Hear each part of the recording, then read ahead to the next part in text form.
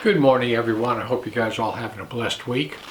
You know, I just discovered something. You know, my wife, when she paints, she has a system so she never gets paint on her clothes. And it works perfectly. What she does is she goes in and gets something of mine. So she gets paint on my clothes instead of on hers. I go to get my favorite Harley Long John shirt out and I got white paint all over the place. Well, you gotta love them. So anyway, listen, I want to talk to you about something.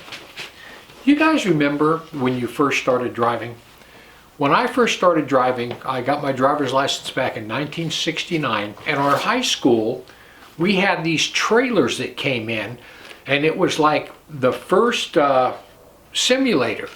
And these trailers had these little car steering wheels and all this, and you watched a film and you had to drive along with the film. And it was a simulator, and it was one of the first ones that was ever came out back in the 60s. And then we got these cars in. They were Buick Skylarks, and this instructor would take out 3 students in that car, and you'd go drive around up in the hills and, you know, out by the bay. And the only difference was this car was the driver over there, he also had a brake pedal, and it was really cool. But if you remember when you first started driving, man, you paid so much attention. I mean, you were going down the road and you would be looking in your mirrors, you'd be looking all around you, make sure you weren't going to hit nothing, make sure nothing was going to hit you. There's a corner coming up, you would prepare for that corner. You would wait, you'd turn on your turn signal and you'd get there and you'd ease around that corner, make sure nobody's coming. You were totally paying attention every time you went out anywhere, and especially, you remember your first solo drive when your mom or dad handed you the keys and you got to go off by yourself? Then you were so careful, it was just amazing.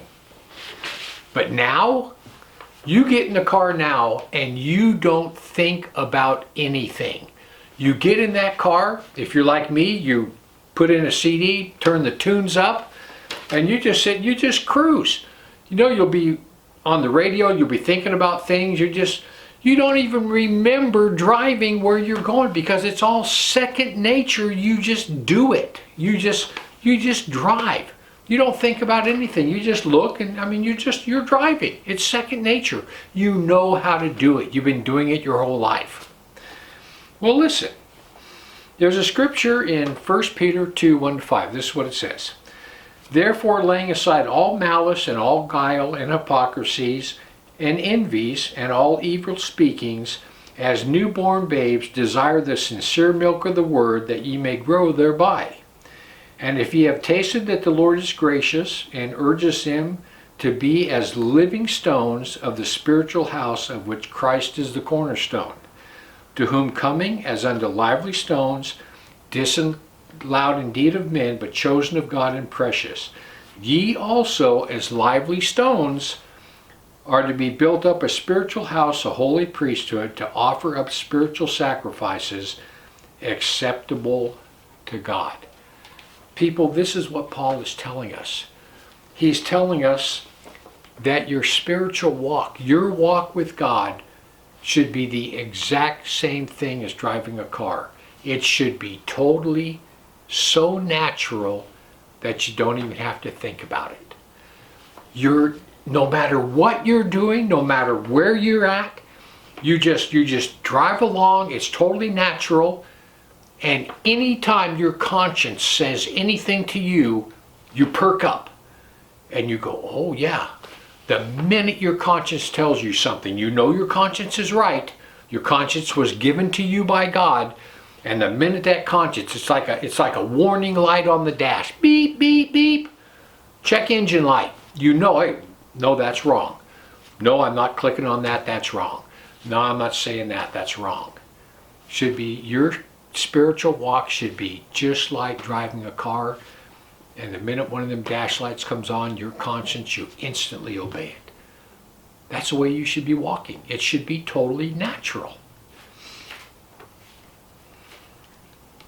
Paul goes on to tell us, but you are a chosen generation, a royal priest, no, excuse me, Peter goes on to tell us in 1 Peter 2:9, ye are a chosen generation, a royal priesthood, a holy nation, a peculiar people, that ye should show forth the praises of him who hath called you out of darkness into his marvelous light. You know what that word peculiar means?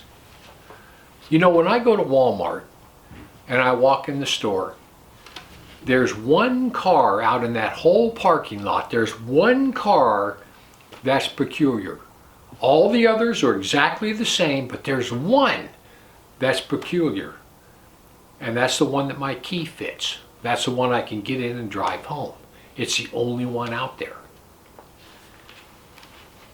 We're to be God's peculiar people. We're to stand out, one of a kind. You are to live as who you are. A child of light, a child of God, and it should be second nature. You don't even think about it. You just do it, and then you pay attention to the warning lights. You pay attention to your conscience the minute it tells you something's wrong.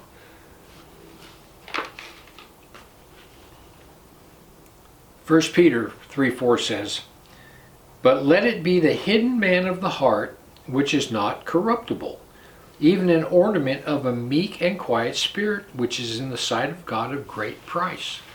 Do you have a meek and quiet spirit? Christians are called to have a meek and quiet spirit. Or are you speeding down the road at 80 miles an hour?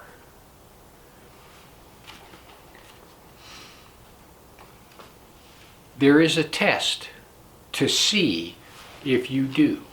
There's a test to test your heart. And I'm not talking about you having a bad day. We all have bad days. And I'm not talking about your best day either. I'm talking about a normal day. Your plain old normal day. This is what it says. This is the test. 1 Peter 3:10-11. "For he that will love life and see good days, let him refrain his tongue from evil, and his lips that they speak no guile." How's your mouth? How is your mouth? Do you just automatically, the minute you're agitated, the slightest bit, do you just go off and say just the first thing that comes in your mouth? Or do you sit back and actually think about what you're going to say and say, well, what's the best way to answer this? It says, let him eschew evil. That means turn his back to it. Let him turn his back to evil and do good. And this is the last one he says. Let him seek peace and pursue it. Seek peace. You know what that makes you if you do that?